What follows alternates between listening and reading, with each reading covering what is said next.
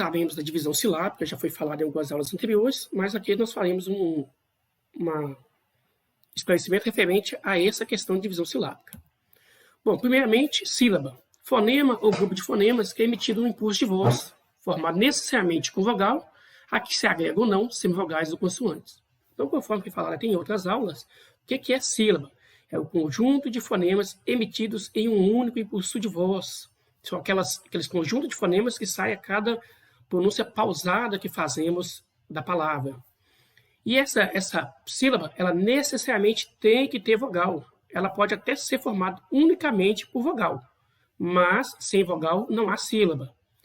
E a essa vogal pode se agregar ou não semivogais e consoantes. Por exemplo, a palavra gnomo.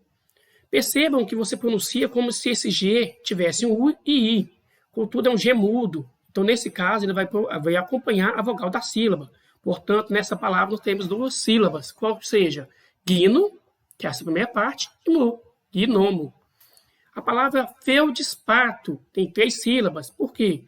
Porque esse conjunto feldes acompanha a vogal aqui E. Depois nós temos pá e to. Feldespato. Tungstênio, palavra também com 3 sílabas. Por quê? Porque todo esse conjunto inicial aqui, T-U-N-G-S, acompanha a vogal anterior, tungs. Depois vem a sílaba T e a sílaba nil. Tungstênio. Bom, o que a gente deve observar aí na divisão silábica? Na separação de sílabas que formam determinada palavra, vale a seguinte regra geral.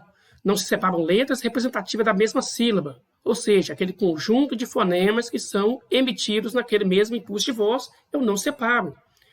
Não se separam letras que representam ditongos ou tritongos. Por que não?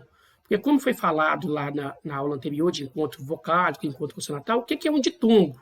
É o encontro de vogal e semivogal, ou de semivogal mais vogal.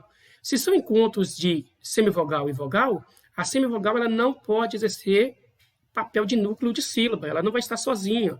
Então, automaticamente, eu não separo, porque ela tem que acompanhar a vogal da sílaba. O mesmo ocorre com o tritongo. Como eu tenho semivogais nessa classificação, essas semivogais ela tem que acompanhar a vogal da sílaba.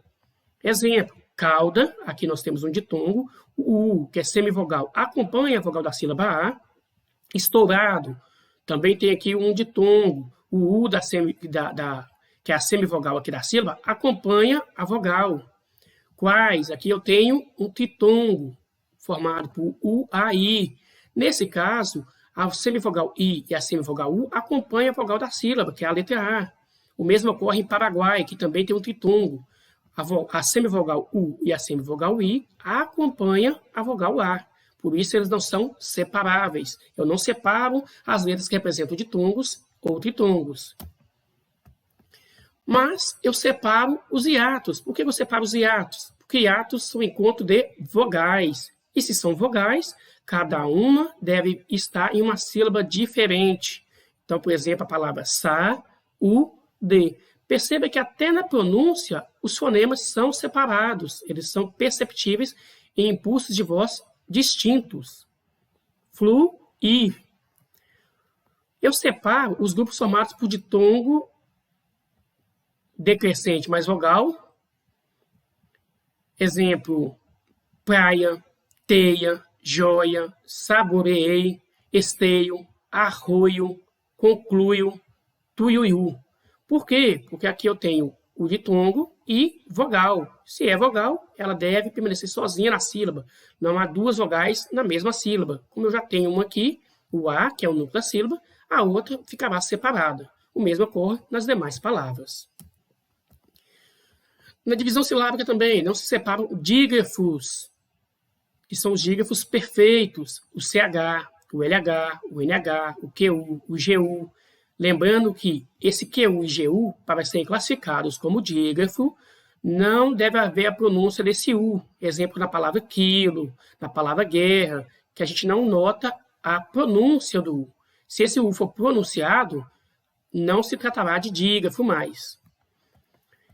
Segundo, exemplo desse primeiro conceito, que não se separa os dígrafos perfeitos. Tocha, filha, ninho, querer, geisha. Separam-se os dígrafos RR, SS, SC, S cedilha, XC e XS. Exemplo, carro, passo, nascer, desço, excesso, exsicar. Separam-se encontros consonantais imperfeitos, aqueles que não permanecem na mesma sílaba. Então, abdômen, submarino, aptidão e digno. Separam-se as vogais idênticas, a, e, I. Por quê? Porque são hiatos. E também separamos os grupos consonantais C e C cedilha. Exemplo, saara, compreensão, xiita, voo, paracuba, occipital, intelecção. Na divisão silábica, a gente não leva em conta os elementos mórficos das palavras, prefixos, radicais e sufixos. O que vem dizer isso? Na língua portuguesa, muitas palavras são formadas por derivação ou por composição, que são processos de formação de palavras pela junção de prefixos, de sufixos e de radicais. Então, por exemplo, a palavra desatento, eu formo essa palavra desatento a partir da palavra atento com a prefixação do prefixo des.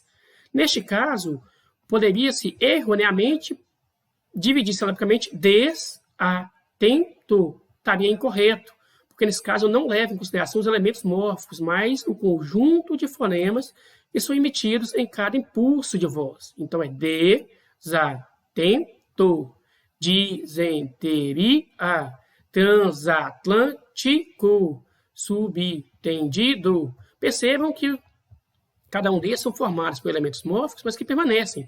Aqui na palavra subtendido faltou um hífen aqui, ó. É subentendido. Bom, contudo, há alguns que sim, vai haver essa divisão, mas, igual eu falei, atentem-se para os fonemas emitidos em cada impulso. Então, por exemplo, eu pronuncio bisneto, mas, no caso de bisavô, o bi, ele fica sozinho, bisavô. Então, aqui não é a questão do elemento mórfico que eu levo em consideração, mas sim o conjunto de fonemas que são emitidos em cada impulso de voz. Descascar, desafio. Transferir, transamazônica. Então, percebam que aqui foi separado o elemento mórfico, mas não por ser elemento mórfico, mas porque na emissão dos fonemas, esse conjunto de fonemas foi emitido juntos, num impulso de voz único. Translineação. A translineação, que é a partição da palavra no fim de linhas, ocorre principalmente na hora de redigir uma redação, ela deve ser observada, além das normas que nós anteriormente tratamos, as seguintes: de sílabos como aí, sair, ato, rua, ódio, unha, não devem ser partidos, para que a letra não fique isolada no fim e no início da linha. Por exemplo, estou lá no terminal da linha, eu escrevo A em cima e a letra I na outra linha. Isso deve ser evitado, é uma falha, um equívoco. Na partição de palavras de mais de duas sílabas, não se isolar sílaba de uma só vogal. Por exemplo, agostou, ou seja, eu ponho um agos em uma linha e o to na outra linha. Também lagoa, ou lagoar também. Então, esses aí são erros que a gente deve evitar na translineação. Na partição de compostos hifenizados, ou seja, aquelas palavras que possuem hífen, na translineação eu devo repetir esse hífen na linha de baixo para mostrar que houve uma partição exatamente nesse elemento. Por exemplo, saca-rolhas. Terminou a linha no hífen, eu repito esse hífen embaixo e escrevo a palavra rolhas. O mesmo ocorre com o melão de São Caetano, Maria vai com as outras, e por aí vai nas palavras que a gente possui hifenização. Bom, finalizamos aí. Qualquer dúvida é só enviar.